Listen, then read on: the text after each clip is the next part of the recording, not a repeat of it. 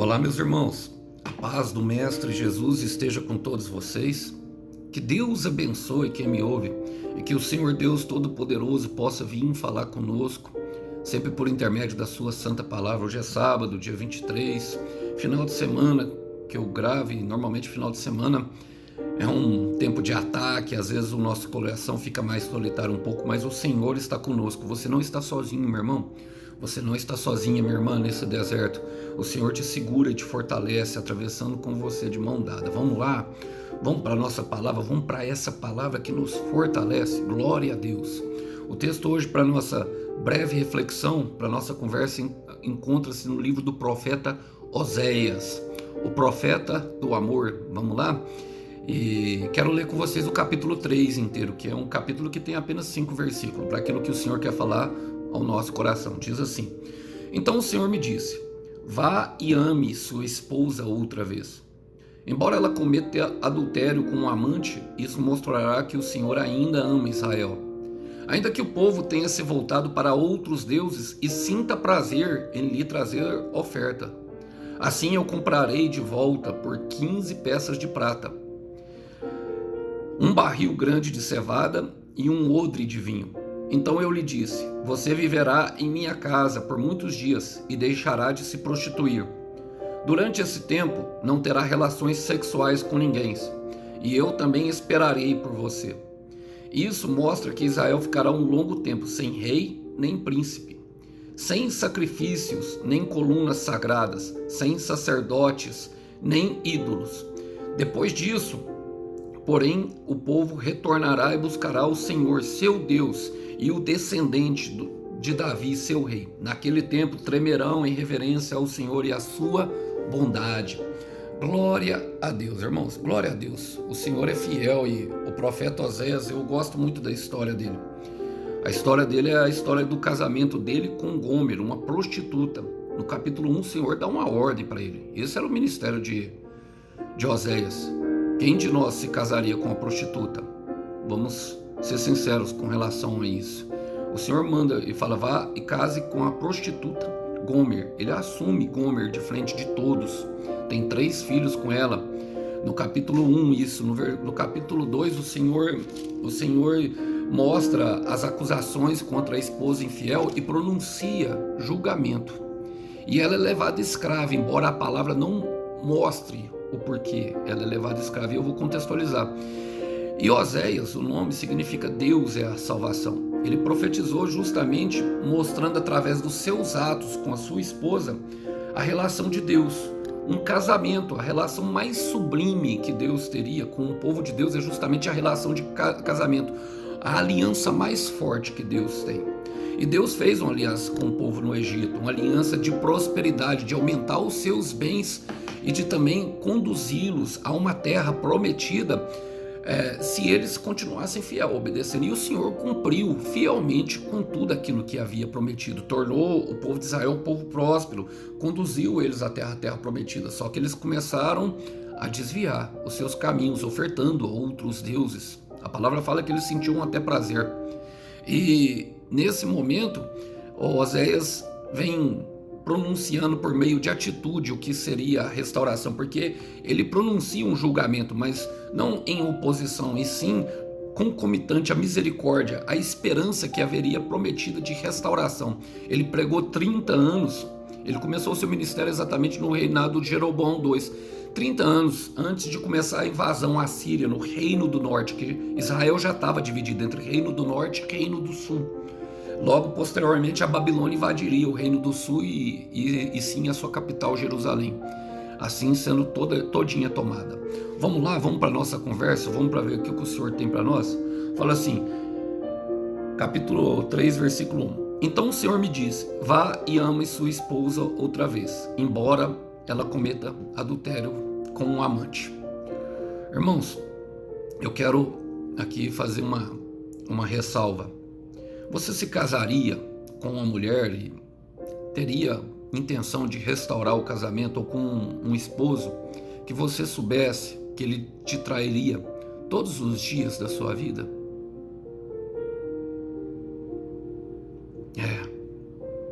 Pesado. Jesus fez isso. Jesus fez isso. Nós somos a noiva, nós traímos eles todos os dias da nossa vida. Todos os dias nós cometemos pecado. Todos os dias, irmãos. Então, quando Deus está mandando o profeta aí, Deus está falando para o profeta: tenha a mesma atitude de Cristo Jesus. Tenha a mesma atitude que eu tenho. Em Filipenses capítulo 5 fala: tendo em vós aquele mesmo sentimento que houve também em Cristo Jesus. E foi para isso que nós fomos chamados, irmão. Foi para isso que nós fomos chamados. Fala assim, isso mostrará ainda que o Senhor ainda ama Israel, ainda que o povo tenha se voltado para os outros deuses e sinta prazer em lhe trazer oferta, irmão. Irmão, Deus se diminuiu para ser compreendido pelos homens. Quando ele fez o homem, tornou o homem a sua imagem e semelhança, ele pagou um preço por isso. As pessoas não compreendiam esse amor. Nós não compreendemos esse imenso amor, então ele se diminui. Em Filipenses 2, versículo 6, fala: o qual subsistindo, ou seja, existindo antes em forma de Deus, não considerou ser igual a Deus, coisa a que deveria se aferrar, ou seja, deveria se agarrar. Mas no versículo 7, esvaziou-se a si mesmo, tornando a forma de servo, ou seja, a nossa forma, e tornando-se semelhante aos homens. E achando-se na forma de homem, humilhou-se a si mesmo, tornando-se obediente até a morte e morte de cruz. E foi isso que o profeta Oséias estava fazendo. Isso mostrará que o Senhor ainda ama Israel. Às vezes o Senhor usa profetas, às vezes o Senhor usa pessoas, às vezes o Senhor usa, até mesmo hoje nós vivemos no tempo da graça, a qual o Senhor já demonstrou o seu amor. Então quem é que se anulou por você? Quem é que nos amou mesmo quando nós não demos um porquê? Quem é que foi os nossos passos no chão quando nós caminhávamos pelo escuro da vida, pelas trevas? Quem mostrou o caminho? Olha, tinha prazer em trazer ofertas. Essa aqui era a deusa Azerá, a deusa cananeia. Os cananeus consideravam ela ser a esposa de Deus. E Deus tinha uma esposa, era a sua igreja. Nós somos a esposa de Deus, todos nós somos já. E essas ofertas, a gente pode ver ali em Mateus capítulo 15, o Senhor Jesus curando a filha daquela mulher que estava miseravelmente endemoniada, que os discípulos mandam ela calar a boca. Aquela mulher vivia na região de Tiro e Sidom, nessa mesma região.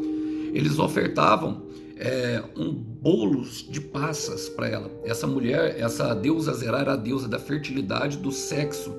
E essas passas eram comidas que eles falam, justamente aquelas comidas oferecidas que elas têm um cunho erótico, despertava, como eu vou falar, é como se fosse, elas traziam um abrasamento, elas traziam ali um fogo, e eu estou falando de um fogo carnal, agora me sumiu a palavra, mas é como se estimulasse, trazia estimulação sexual, era isso que fazia esses bolos de passas. E aquela mulher, ela sofria com prostituição, claramente ela sofria, sabe, o mal dela, ela tinha prazer com seus amantes, a palavra fala, tinha prazer de trazer a oferta, tinha prazer com seus amantes. Mas o Senhor fala no versículo 2, assim eu a comprei de volta, por 15 peças de prata, um barril grande de cevada e um odre de vinho. Irmãos, olha, eu quero dizer para você, irmão, quero dizer para você, minha irmã, pague um preço por quem você ama. Pague um preço por você ama, embora esse preço aqui seja considerado pequeno. Por quê? Porque não se sabe o porquê ela foi levada como escrava. Acredita-se que ela tenha assumido dívidas e não pode se provar porque a palavra não diz nada disso. Esses são os historiadores que falam. Porque, na verdade, Salmos 42, versículo 7 diz que um abismo leva ao outro. E, com certeza, quando nós entramos no deserto, quem experimentou isso, primeiro nós talvez experimentamos a área emocional, a área sentimental, e depois passamos pela área financeira, mas a verdade é que o pecado vem arrasando tudo, nos levando para o deserto. E ela se tornou escrava, não tinha valor nenhum. Esse era um preço pequeno, embora esses valores aqui tenham um simbolismo. A prata fala da traição de Jesus. Jesus foi traído por 30 peças de prata. A prata fala da pureza. Olha, o barril grande de cevada fala justamente da palavra de Deus. A cevada era o trigo em si, e o trigo é o pão da vida. João 8,35, eu sou o pão da vida. Olha, e o vinho é a alegria. O vinho representa até a tipologia da alegria. Estava pagando um preço por ela. Esse era o preço que ele estava pagando. O vinho também tem o simbolismo do Espírito Santo que leva e que salva. Olha, em João 15,13 fala que não existe amor maior que aquele que dá a vida para o seu amigo. E muitas vezes nós pensamos, será que vale a mesma pena pagar um preço pelos aqueles que amamos? Será que vale mesmo a pressa? Porque os nossos pensamentos acabam sendo tomados, sabe, de tanta coisa ruim que nós vemos eles fazerem, sendo dominados, estavam se prostituindo. Nós vemos eles se prostituindo, se entregando ao pecado, se entregando a uma vida de devassidão. Isso dói o nosso coração. Nós sabemos, mas nós devemos nos lembrar que nós também viemos de lá. O profeta não está imune a isso. Eu estou pregando aqui para pessoas que têm orado por outras pessoas. Eu estou pregando aqui para pessoas que têm buscado a Deus por uma salvação no meio da sua casa, para que Jesus venha, sabe, intervir no meio dos seus familiares, intervir com seu esposo, com a sua esposa, com seu filho, com a sua filha. Eu estou pregando aqui para que Jesus se coloque no lugar do bom pastor que deixou as 99 ovelhas e foi buscar aquela que havia se perdido. Irmão, e esse valor, essa obra é a verdadeira obra de Deus, aquela que levanta as pessoas. E nós temos que entender que o inimigo vai se opor a ela. Sabe o que diz Provérbios 20,14? Diz assim: nada vale, diz o comprador. Mas quem diz que nada vale é aquele que quer comprar. Então não negocie a sua bênção, vai falar que não vale nada, mas só de ser uma promessa. Se você tem uma promessa de restauração familiar, seja qual ela, de restauração da sua vida pessoal, talvez você esteja se sentindo sem valor nesse momento. Essas palavras são justamente do inferno. Nada vale, diz o comprador. Porque o preço que foi dado, que foi pagado por nós, foi um alto preço. Foi o sangue do Cordeiro. Querem dizer que é valor barato, mas mesmo assim pague, sabe? Olha, e ele fala: então eu lhe disse. Agora é o profeta falando com Gomer, é o esposo falando com a esposa. É como se Deus estivesse falando conosco. Você viverá em minha casa por muitos dias e deixará de prostituir. Irmão, abrace, levante e estenda a mão ao que está caído. Mas mostre qual que é a origem do problema, falando a verdade. Não passa a mão na cabeça do pecado, não. Deixará de prostituir, tem que deixar. Tem que deixar algumas coisas para trás. Tem que deixar, sabe? Não pode, sabe, querer viver algo novo fazendo as mesmas coisas do passado. Não podemos, sabe, avançar a um novo nível e se nós continuarmos presos àquilo que nos levou à escravidão. O que levou ela à escravidão foi a prostituição, irmão. Gomer estava numa situação de escrava, dominado, não. Irmãos, antes a prostituta ela até cobra para oferecer prazer ao seu cliente, mas a escrava não. Ali ela seria completamente amarrada, abusada, abandonada, espancada. Ali a situação fica um pouco mais grave, ali a situação fica um pouco mais feia, então tem que deixar. Sabe, Provérbios 27,6 fala: fiéis são as feridas de um amigo, mas os beijos de um inimigo são enganosos. Eu quero ler na versão atualizada. Fala assim: melhor é o castigo de quem nos ama de verdade que os beijos dados por um falso amigo. Olha o que ele vai falar: durante esse tempo não terá relações sexuais com ninguém, e eu também esperarei por você. E o problema dela estava justamente na área sentimental, na área da relação sexual de Gomer. Tanto que ela chegou a ser prostituta. Ela tinha um problema, alguma ferida no coração, alguma coisa que a levasse a pecar daquela maneira, a se prostituir, a vender. Gostava de dinheiro, talvez tinha se endividada para até se tornar escrava e não conseguiu pagar. Gostava, a palavra fala que ela gostava de ser adornada com joias. A palavra fala que a raiz de todos os males é o dinheiro. E agora precisamos entender o que ele faz, irmão. porque ela passaria por um processo. Esse processo seria de arrependimento.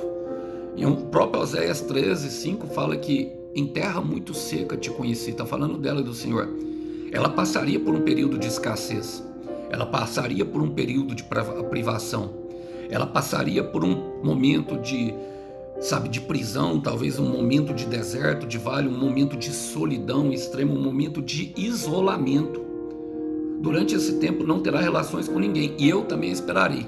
Mas precisamos nos ater à palavra do profeta: eu também esperarei. Quem se anulou por você? Eu fico imaginando, irmão, e eu sei que o profeta Oséias deve ter ouvido muito. Ela não é para você, eu sei disso. Essa não é a mulher para você. Você merece mais do que isso. Nada vale, diz o comprador. A família dela é problema, ela está cheia de problema, isso aí não muda não, isso aí nunca se conserta, não tem jeito para essa pessoa, assim como não tinha para mim. Nada vale, diz o comprador. Então, no momento de privação, meu irmão, mostre amor a quem se ama, mesmo que de longe, mas mostre que você está esperando, mostre que você está ali firme e forte, sabe?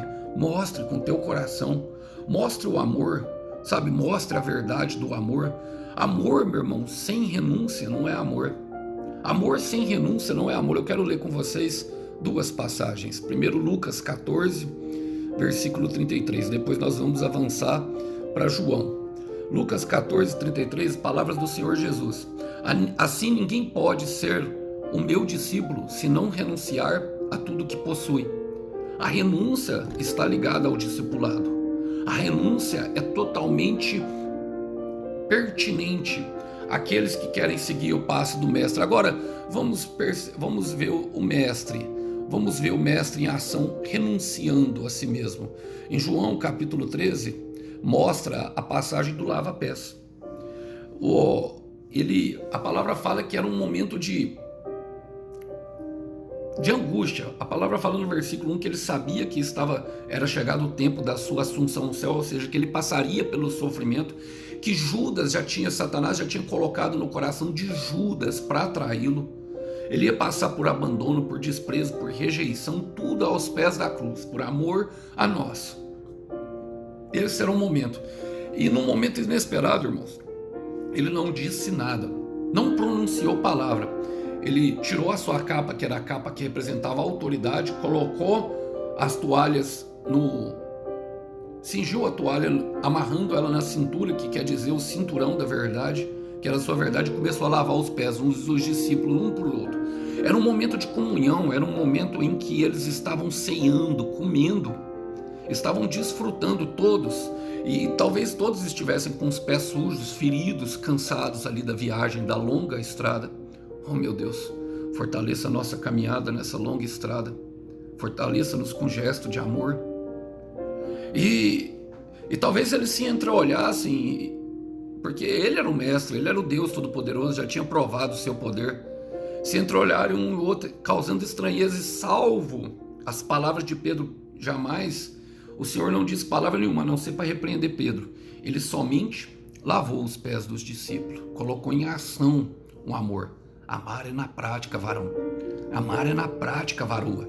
É na prática que se mostra o amor. Mas no versículo 13 e 14, eu gosto muito porque, tendo o mesmo sentimento que Cristo Jesus, 1 João 2,9 fala que se nós quisermos sermos como o mestre, devemos andar como ele andou. E João capítulo 13, versículo 14 fala assim, já que sendo o Senhor o mestre de vocês, lavei os seus pés, vocês também devem lavar os pés um dos outros. Eu dei um exemplo para ser seguido. Façam como eu fiz com vocês. Quem te amou sem ter um porquê? Quem se anulou por você?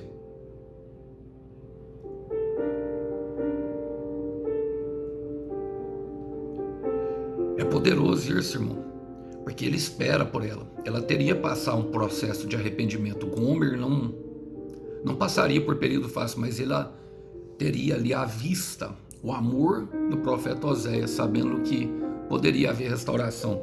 E olha, No versículo 4 não acaba, fala assim: isso mostra que Israel ficará um longo tempo sem rei nem príncipe, sem sacrifícios nem colunas sagradas, sem sacerdotes e nem ídolos. Irmãos, no processo de purificação, no nosso processo, esse processo de santificação, isso que nós vivemos no deserto, nós teremos a impressão de que Deus não está conosco. Por quê?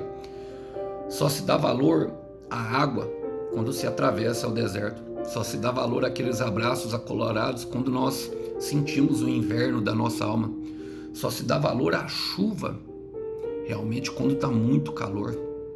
Não tem como ser diferente. E o Senhor precisava produzir isso dentro de Gomer. Sacerdote refere-se justamente às orações. Rei se refere justamente à presença de Deus na figura do Rei Jesus. Sacrifícios refere-se justamente aos momentos de paz. Era feito expiação pelos sacrifícios, ofertas de pecado, ofertas de paz. As bênçãos ficariam um tempo sem ela. Isso mostra que ficará um longo tempo sem rei. Um longo tempo. Um longo tempo, porque quem está dentro do deserto, irmão, um dia é muito longo. E o tempo ele varia, logicamente. Por exemplo, para quem está cansado, uma noite é muito ou é pouco. Para quem está muito cansado, uma noite de sono é muito pouco. Agora, para quem vai passar uma noite na cova dos leões e ainda fecham a porta, como Daniel passou, é muito ou é pouco? É muito. Pensa como o tempo é relativo nessa questão. Mas nós sabemos que o Senhor, Ele está conosco, observando. Mesmo que estejamos passando por aquele processo, Ele fecha, mas Ele é o que cala a boca do leão. Ele é o que fortalece, segura a nossa mão e nos ajuda a atravessar esse deserto.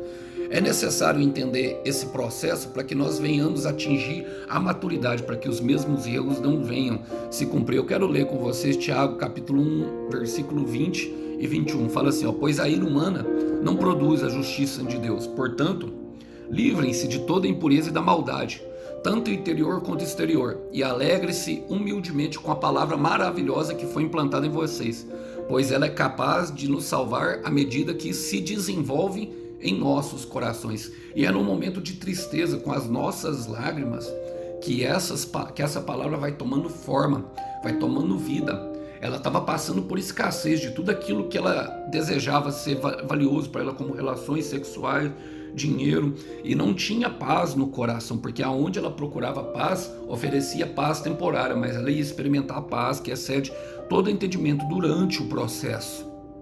E o profeta Osés fez questão de que esperaria ela ali, fez questão de mostrar para ela. Por quê? Porque aquilo provocaria nela talvez o arrependimento.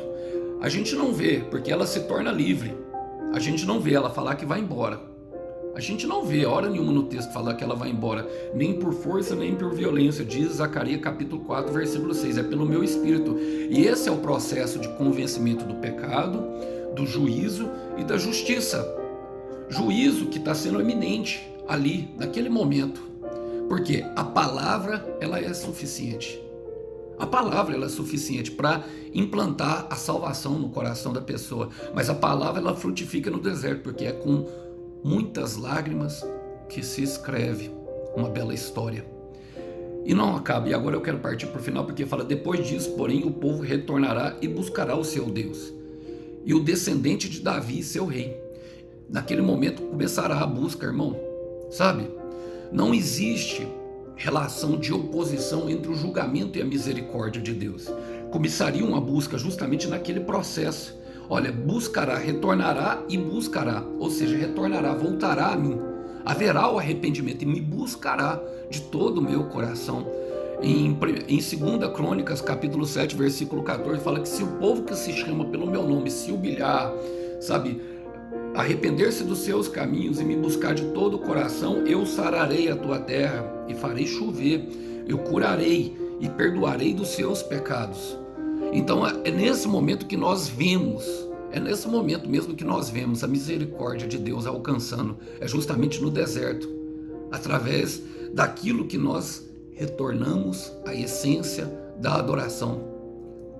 Em Salmos 30, versículo 5 diz que a ira do Senhor dura só uma noite, mas o seu favor durará para sempre. O choro pode durar uma noite, mas a alegria vem pela manhã. Eu estou pregando aqui para pessoas que têm vivido um momento de lágrimas. Eu estou pregando aqui para pessoas que têm vivido o deserto com muita extremidade, a qual tem levado aos sentimentos mais extremos. Eu estou pegando aqui para pessoas que têm passado pelos invernos da alma. Eu estou pregando aqui para pessoas que sentem-se totalmente abandonadas por Deus, mas não está. Ele está aí com você, meu irmão, ele está aí com você. E eu quero te falar, vai amanhecer. Vai amanhecer, diz o Senhor. E olha o que ele fala: no tempo tremerão em reverência ao Senhor e a sua bondade. Você verá a bondade do Senhor. E eu quero declarar sobre a sua vida, meu irmão, sobre a sua vida, que o amanhã vai ser melhor. Vai amanhecer e o amanhã vai ser melhor, porque em Romanos 8:18 fala que as tribulações do tempo presente não hão de se comparar com a glória que em nós há de ser manifesta, será manifesto, será evidente. As pessoas verão a bondade do Senhor em sua volta quando a obra estiver completa e no tempo determinado. Há um tempo para que isso aconteça, há um tempo em que a bondade do Senhor vai manifestar, mas é necessário passar pelo inverno para dar valor justamente ao tempo do verão, ao tempo de frutificação. Tudo que você está pensando, passando, está agregando valor àquilo que realmente importa. O Senhor tem uma recompensa. O Cordeiro Santo tem uma recompensa pelo teu sacrifício. Acalma e confia no processo, porque o Senhor é fiel para cumprir o que Ele promete. Que os irmãos possam ficar com essa breve mensagem. A paz do Mestre Jesus esteja com todos vocês. Tchau, tchau.